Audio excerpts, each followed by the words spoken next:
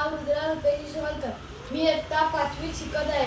मी आज तुम्हाला भारताचे संविधान बोलून दाखवणार आहे.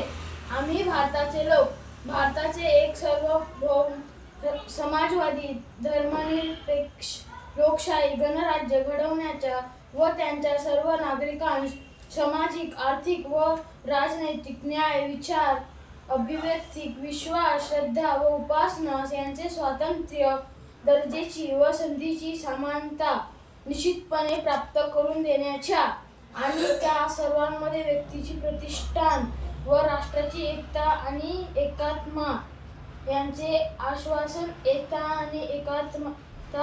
यांचे आश्वासन देणारी बंधुता प्रवर्धित करण्याचा संकल्पपूर्वक निर्धार आमच्या संविधान सभेत आज दिनांक 26 नोव्हेंबर 1950 रोजी याद्वारे हे संविधान अंगीकृत आणि अभिनयित करून स्वतः अर्पण करत आहे. धन्यवाद.